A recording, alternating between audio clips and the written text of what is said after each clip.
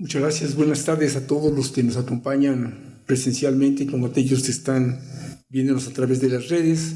Muy agradecidos con la presencia del sensei Alonso Rosado Franco. Agradecidos por su presencia, muy complacidos por ello. Muchas gracias. Hacemos llegar un saludo de parte del doctor Humberto Galo Hermida, director general del hospital, así como del doctor Joel Bañuelos Flores, presidente de la Sociedad Médica de este mismo hospital. Nuevamente reiteramos nuestra satisfacción por estar con tan distinguido personaje en un área compleja de entender y mucho más de poder practicar, como son las artes marciales, sobre todo para personas que como uno llevan una vida un poco más sedentaria o actividades deportivas muy diferentes a las de contacto y de golpes y demás que nos quitaremos ahorita de muchas tentaciones.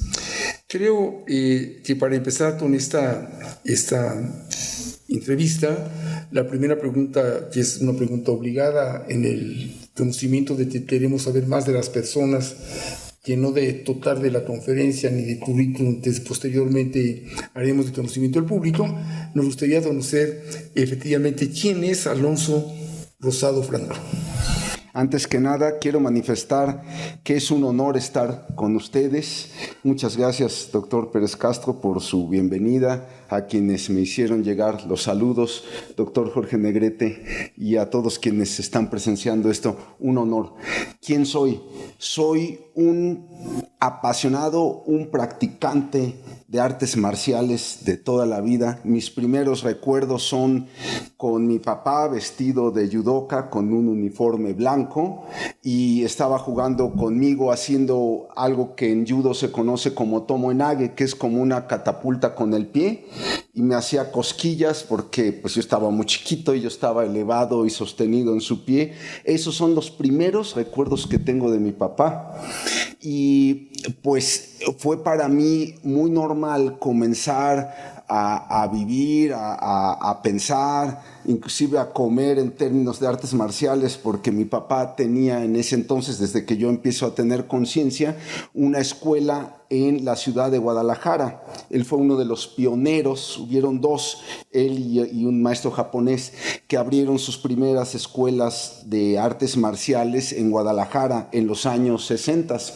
Entonces, mucha gente iba a visitarlo y a mí me encantaba muchísimo jugar en el tatami. El tatami, para quienes no estemos familiarizados con el término, es como decir colchón de práctica o colchón a secas.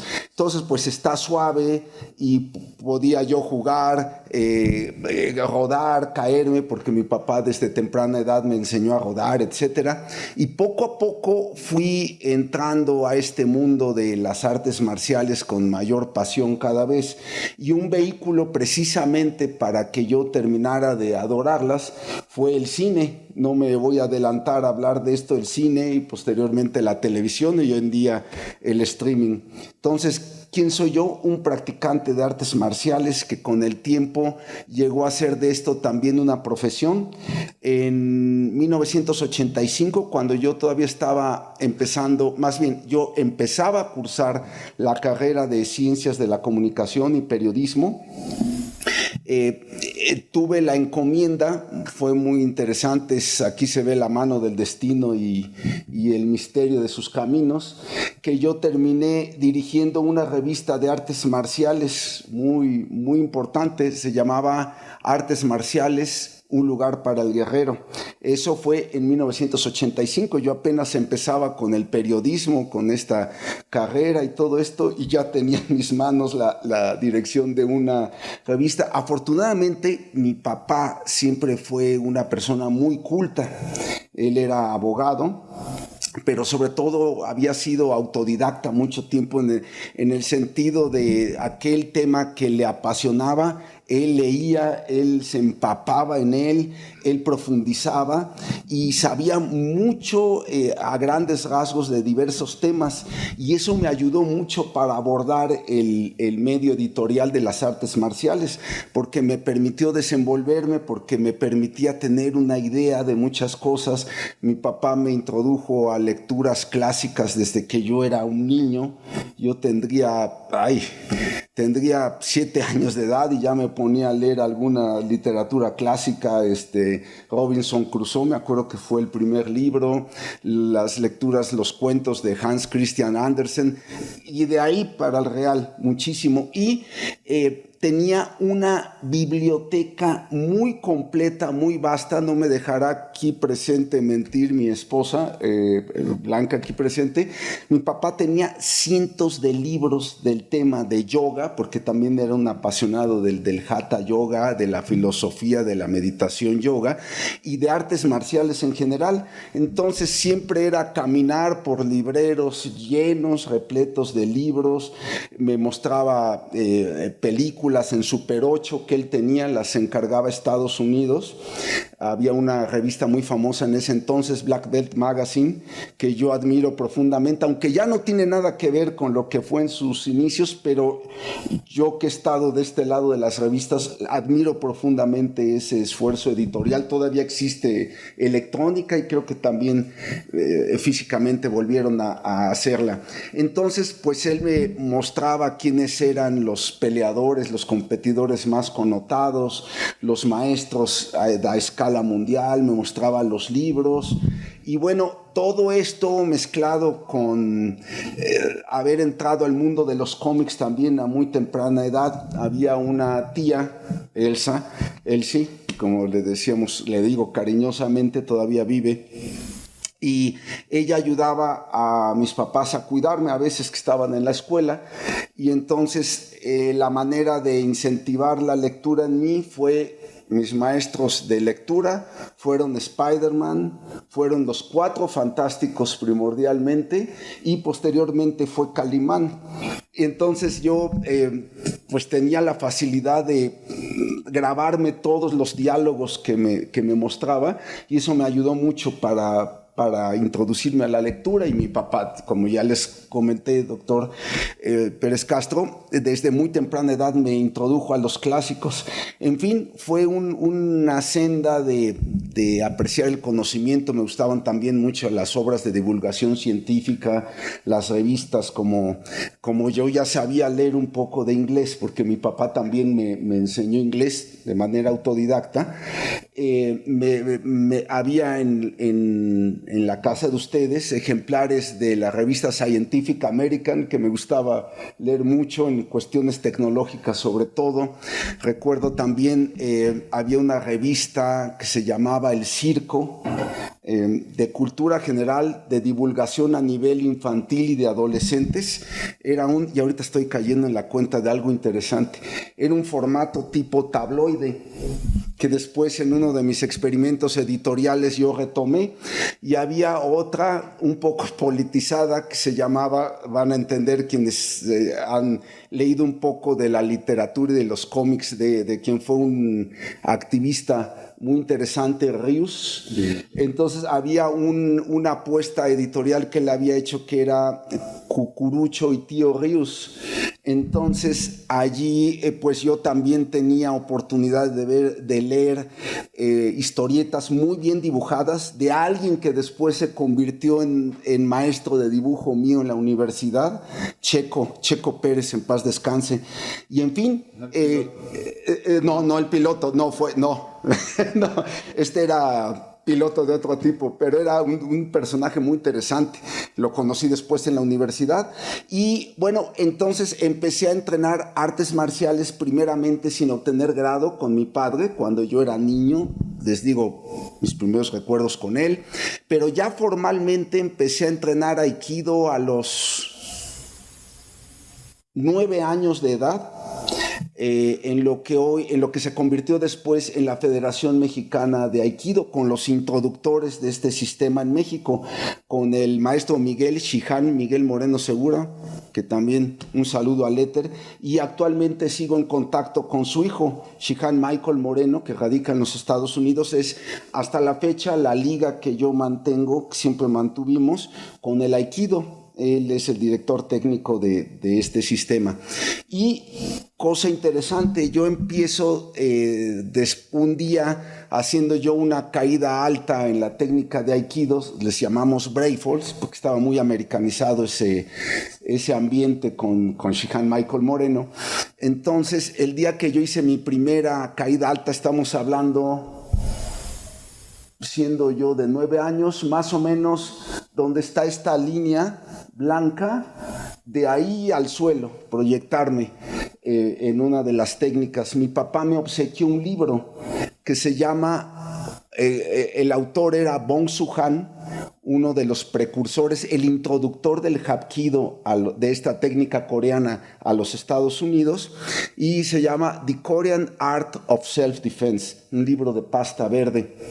Me lo obsequia cuando hago mi primera caída de Aikido y le digo, ¿qué es esto? Porque tenía en las fotografías secuencias de técnicas parecidas al Aikido japonés que yo practicaba, pero tenían también uso de golpes, de patadas, bastón como que se usa para personas mayores. Ya les platicaré más adelante mi aventura, que también llegué ya a usar prematuramente en alguna época bastón. Y le dije, ¿qué es esto? Y me dijo, es la versión, así me lo contestó él, es la versión coreana del Aikido. Y eso me mesmerizó, eso me marcó. No paré hasta que en 1984 conocí al maestro Mateo López Mondragón, alumno directo del doctor Hee-Jun Kim. El doctor Mateo López Mondragón, un destacado competidor en los circuitos de karate en los años 80 aquí en México, de la organización Okinawa Karate Do, se había ido, era un joven muy rebelde y ya no sabían cómo controlarlo, y lo mandaron con el maestro Antonio Márquez López, un saludo al éter también, maestro, lo mandó con el doctor Hee-Jun Kim a Baton Rouge, Luisiana, donde tenía sus cuarteles generales, y le pidió básicamente que le ayudara a enderezarlo a este joven, a este alumno, y lo lleva, cambia su vida, se queda 4 años, regresa a México a introducir el arte. En ese entonces todavía se llamaba Kuksul Hapkido, es otra vertiente de arte coreano, y tengo la fortuna de encontrarme con él porque me llamaba mucho y era el primero que ponía en su publicidad Hapkido, arte marcial coreano. Le dije, con él quiero ir. Pino 38, Colonia Florida, en San Ángel. Su familia tenía una casa muy bonita, muy grande, parecía búnker allá en la Florida. Y en el sótano estaba la escuela de arte marcial coreano de Kuksul Won. Y bueno, el destino me dirigió allá, encontré lo que buscaba. Éramos una especie, como se entendería hoy en día, de los Cobra Kai, porque todo el mundo estaba de blanco. En el Aikido el gi era de blanco, karate blanco, taekwondo blanco con bordes negros, pero allí todo era negro. Los uniformes eran negros y tenía un toque de rebeldía controlada esa escuela. Y bueno, sería un equivalente a los Cobra Kai de ese entonces. Y allí empieza mi carrera. El maestro Mateo López Mondragón, cuando vea esta emisión, te mando un saludo, maestro, tenía la inquietud de dirigir una revista de artes marciales. Había habido otra que se llamaba Ki, muy buena, por cierto, en la que él había estado involucrado. Y entonces nosotros hicimos clic, hablamos, yo traía pues todo este trasfondo de Aikido conmigo al practicar, pues era interesante porque la versión coreana de esas técnicas a veces no es tan minuciosa, es muy espectacular, pero a veces no es tan minuciosa o a fondo como el Aikido en algunas de las técnicas. Y otra parte, la manera de amalgamar todo de los coreanos es impresionante, es espectacular. Yo me enamoré de todo ese arte marcial, pero el Aikido que llevaba me sirvió muchísimo. Y cuando vio que me gustaba mucho la literatura, que podía escribir todo esto, me dijo, quiero hacer esta revista y quiero que tú estés conmigo. En ese entonces, el maestro de Wushu, hoy radicado en China continental, otro enamorado de las artes marciales, él dirigió los primeros 2 números. Cupido lo flechó con una competidora internacional de Wushu, se fue a seguirla. después hizo familia allá, tienen hijos, y me dejaron la revista aquí. Entonces dijimos, ¿y ahora quién va a dirigir la revista? Había un compañero, Jesse Richards Westphal, y Mateo dijo, no, quiero que tú la dirijas. Entonces ahí me tienen yo de 18 años de edad, entrenando artes marciales, empezando la carrera de ciencias de la comunicación con una revista ya a mi cargo. Y ahí empieza toda esta trayectoria. Me empiezo a poner en contacto con diferentes maestros, hago amistad con muchos de ellos. Uno de los rasgos distintivos de mi padre es que tenía muchísimas amistades en el medio y todo mundo le abría las puertas independientemente de que fuera un sistema chino, coreano, japonés. En ese entonces, doctor, tú recordarás, estaba muy atomizado, muy polarizado el mundo de las artes marciales. Si eras de taekwondo, no podías ver bien a los de karate y viceversa, y los de aikido no, ¿cómo? Ellos ni pegan ni patean, no se pueden hablar con ellos porque es como bajarse de nivel. Todo mundo tenía la razón de su parte, y mi padre no. Mi padre tenía muchísimos contactos y amigos en el mundo del yoga, de la espiritualidad del yoga y de las artes marciales, y yo tenía ya el arma perfecta, que era una revista para poder entrar a las escuelas de cualquier sistema. Y pues eso pues imagínense, te ponen un cofre del tesoro abierto y despáchate. Esa fue mi vida en las artes marciales. Entonces empiezo a conocer diversos maestros, diversas técnicas, y con el tiempo empiezo a hacer grados en varias de ellas. Yo creo que por suerte, por destino, pocas personas deben de haber en México y en Latinoamérica que tengan varios grados en artes marciales muy diversas. Ese fue también parte de mi destino. Ya me alargué demasiado, profesor. Perfecto. Pérez Castro.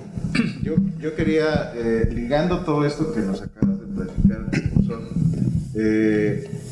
pues yo tengo dos pasiones, igual que aquí el doctor Pérez Castro. Yo, la cirugía, la ortopedia, gracias a Dios, carrera profesional. Y desde niño, desde adolescente, cuando empecé y entré al mundo de las artes marciales, y ahí fue donde, pues, parte de esto que acabas de platicar me tocó vivirlo en esta división que había entre los practicantes de diferentes estilos, de diferentes escuelas. Me acuerdo que se hacían hasta retos entre un sistema y otro. No voy a entrar en eso. Yo te quería preguntar a ti, o sea, ¿cómo modificó todo esto que nos acabas de platicar? ¿Cómo modificó esto tu desarrollo personal? O sea, ¿por qué tanta pasión? Ya nos explicaste por qué tu papá desde chiquito, pero ¿por qué tanta pasión te desencadenó el mundo de las artes marciales? Hubo un detonante, doctor Jorge, en el año 1974. En 1973 invitaron todavía, en ese entonces las películas llegaban a México con un año de diferencia, básicamente. Y en Estados Unidos se había estrenado una película que había causado furor. Como mi papá estaba suscrito a estas revistas que ya les comenté, primordialmente Black Belt, yo veía revistas y revistas de un personaje llamado Bruce Lee. En 1968 se había estrenado una serie de televisión que causó furor en Estados Unidos, y aquí también lo hizo, El Avispón Verde, donde el chofer del personaje principal del Avispón Verde era Kato, era un oriental, y pues ni más ni menos que Bruce Lee era un experto que se robaba el show en cada capítulo. Mi papá en Guadalajara salía, creo que era los jueves, terminaba una clase más temprano que de costumbre, y íbamos a la casa a ver el capítulo. Estaba cerca del dojo, de la escuela de artes marciales. Veíamos El Avispón Verde una hora y nos regresábamos a la escuela. Ese personaje a mí me voló la cabeza. O sea, dije, wow, ¿quién es? Y luego en las revistas supe que había estelarizado algunas películas en Hong Kong, pero que había hecho una obra maestra, si la catalogaban, y vaya que lo era, una obra maestra de las artes marciales llamada Operación Dragón. Entonces se hizo una premier con meses de retraso en relación a Estados Unidos, pero todavía... Pero eso es parte de la presentación. Ese tema en concreto no, pero el chiste es que veo Operación Dragón saltándome, veo Operación Dragón y me quedo hipnotizado.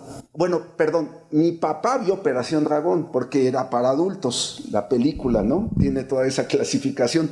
Y mi papá me la platicaba en partes, en las noches, capítulo por capítulo. Era un narrador increíble.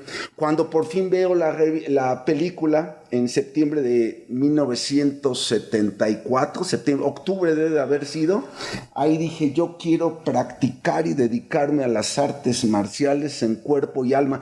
Ese personaje, Bruce Lee, él fue el que me inspiró a meterme de lleno. Eso fue lo que realmente me magnetizó.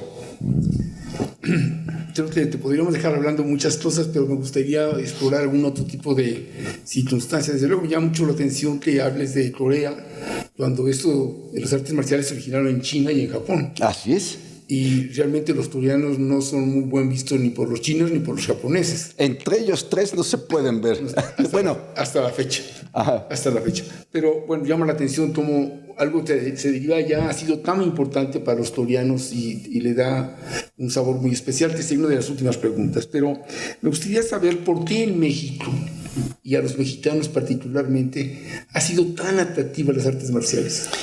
Yo pienso en lo personal, excelente pregunta, doctor Pérez Castro, excelente pregunta. Yo creo que lo llevamos en la memoria genética. En lo personal, independientemente de las reglas formales de la genética, yo creo que algo arrastramos desde nuestros ancestros, desde esta mezcla, desde este mestizaje que se dio, y pues nosotros venimos de una estirpe guerrera, eminentemente de los mexicas. Entonces yo creo que de ahí deriva esa pasión por los deportes de contacto, concretamente por las artes marciales, porque déjeme decirle que México es un crisol sui generis. En Corea pues están las artes marciales emblemáticas, que son Taekwondo en primer lugar, está Tang Soo Do, un derivado del Shotokan versión coreana, está el Hapkido, y bueno, últimamente han surgido otras derivaciones, pero es eso, arte marcial coreano. Hay un poco de arte marcial japonés, pero está pues muy centralizado. En Japón no se diga, y siendo un país, una cultura tan nacionalista, sí hay escuelas, algunas de Tang Soo Do, sí hay Taekwondo, sí hay Hapkido, pero lo ven como otra cosa diferente. Y en China no se diga, ahí es tan grande la población que bueno, aceptan, ellos lo ven como derivaciones menores, porque la cultura china es tan vasta y su arte marcial son cientos de sistemas los que existen. Entonces todos, y tienen razón, desde una perspectiva histórica tienen razón, todos ellos lo ven como una derivación, como derivaciones menores o como ramas que fueron surgiendo del Kung Fu. Ellos lo ven así. Pero bueno, lo interesante de México es que esa pasión, esa atracción de nosotros los mexicanos por las artes marciales permitió que todas estas manifestaciones, no importando su origen de Kung Fu, el Kung Fu tuvo su boom, el karate tuvo pues la oportunidad de ser el primero con el judo y con el karate, después vendría el taekwondo, es algo de lo que vamos a abordar de paso en la presentación. Luego vendría el Kung Fu. Todos ellos encontraron el suficiente público y la suficiente afición para crecer, y me atrevo a decir que debe de ser México uno de los países donde mayor población, numéricamente hablando, de artes marciales diversas. Numéricamente China en cuestión de Kung Fu pues obviamente no hay cómo competirles, pero en población general distribuidas en sistemas japoneses, coreanos, chinos, etcétera, México debe ser uno de los países más importantes, no dicho por mí, dicho por muchísimas personas. Por eso Katana, por eso las revistas que yo dirigí y otras que me precedieron, pues encontraron un suelo fértil para poder hablar de las diferentes manifestaciones, porque, por ejemplo, en Katana siempre tuvimos cierta inclinación, obvio, hacia lo japonés y lo coreano, menos influencia de maestros chinos, pero también hemos tenido y conservo grandes amigos del arte marcial chino.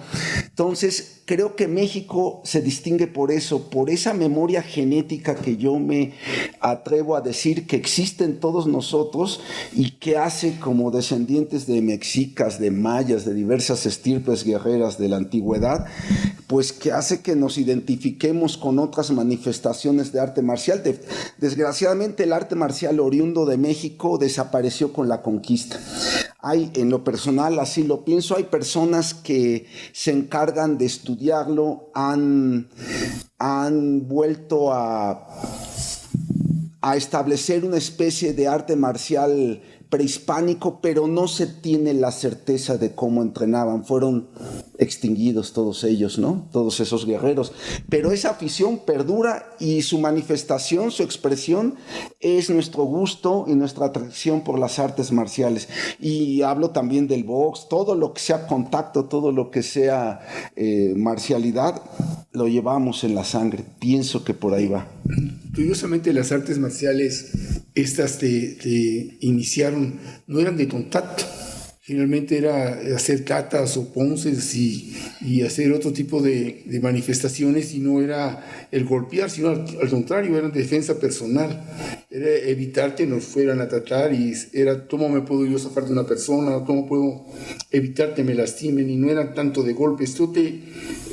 Ahora se ha cambiado un poco todo esto, y aparte se ha vuelto un espectáculo taquillerísimo, pero está ahí precisamente en lo grotesco y lo agresivo, y esa parte es la parte que podría no ser tan atractiva. A lo mejor es mucho más atractivo ver los otros deportes de contacto, como que se derivan de la lucha grecorromana y demás, que es el dominio de la persona cuerpo a cuerpo, como el jiu-jitsu y ese tipo de cosas que son pues también una forma de arte, si uno quiere ver, aunque suena a veces muy rudo, que tenga uno que dominar a otra persona hasta llevarla a un extremo que podría llegar a ser hasta mortal en ocasiones.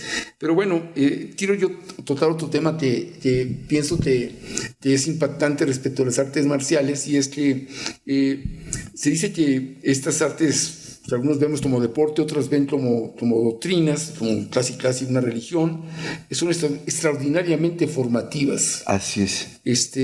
Hay quien solo también las ve solamente como deporte. Aquí la pregunta sería, ¿hasta dónde este tipo de prácticas realmente son formativas? ¿Hasta dónde realmente sí dejan esta huella? Y no únicamente es el aspecto deportivo de hacer un ejercicio que pudiera estar o no estar de moda, y no llegar precisamente a eso, a transformar un carácter, a transformar un estilo de vida, a transformar, no ser agresivo, porque como que ahora se está derivando a eso, a la agresividad, a una forma de defensa mucho más activa que no solamente pasiva. ¿Qué hay de eso? Me encanta nuevamente su pregunta, muchas gracias. Tiene mucha... Te voy a invitar a cenar, ¿eh? Sí, gracias. Es muy interesante esto que acaba de abordar.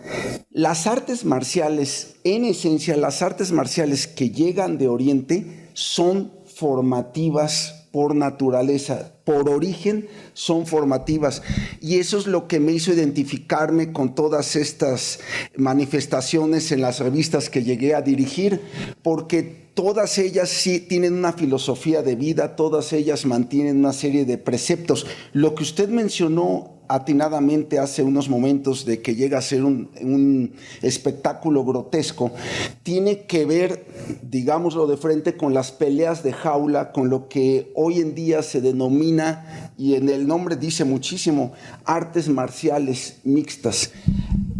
utilizo cualquier influencia, cualquier técnica que me permita a mí tener una ventaja o dar una sorpresa en el octágono.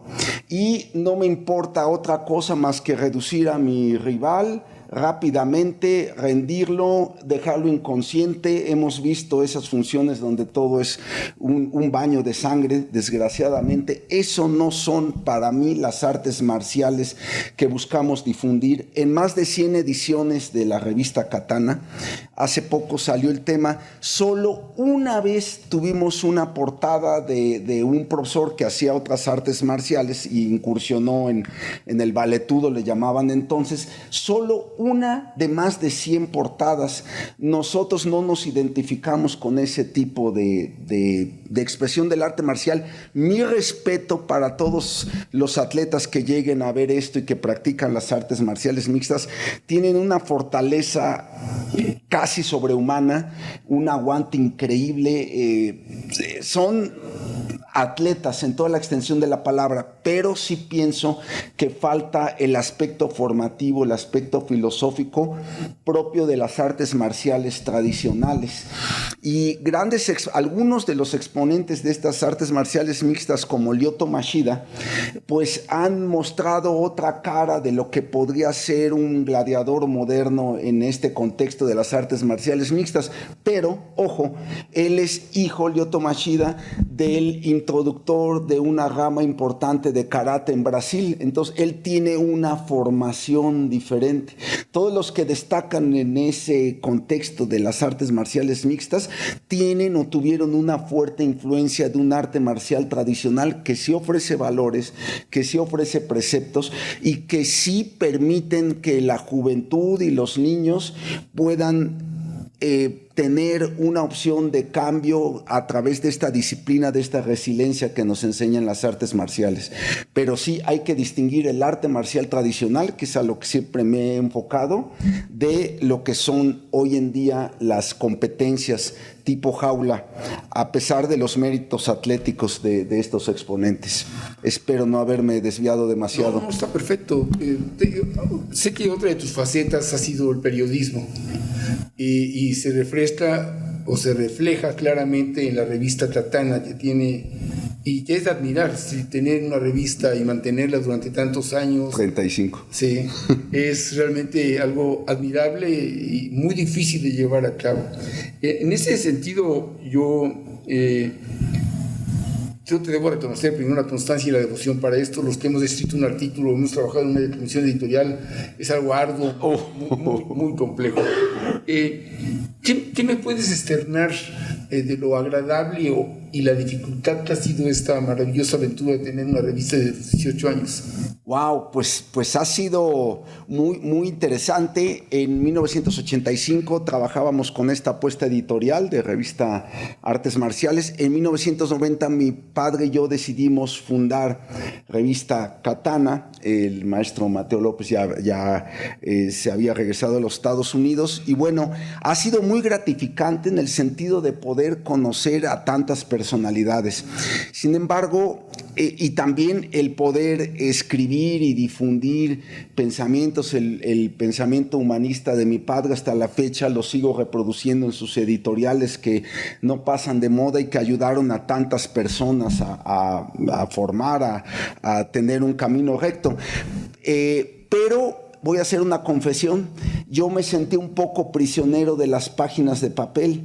Sentía que las artes marciales debían de demostrarse, de apreciarse en toda su vitalidad, en los movimientos que por más que yo tratara de describirlos, pues no era lo mismo a verlos. Y cuando empieza la fase electrónica, yo empiezo a involucrarme en edición de videos, en todo esto.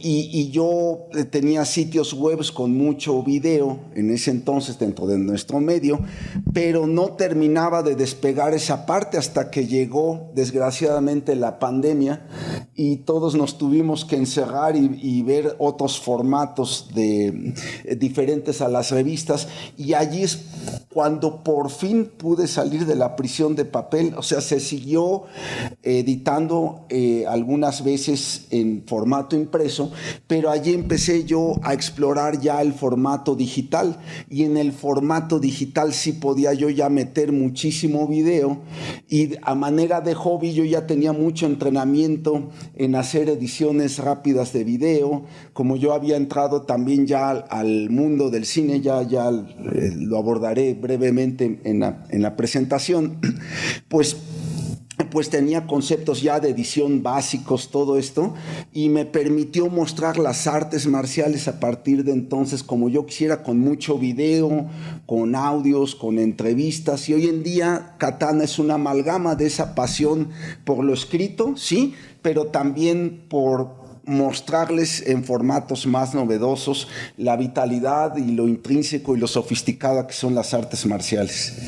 Profesor Alonso, quería hacer una pregunta que creo que debe ser muy importante darle a conocer a la gente que te está escuchando.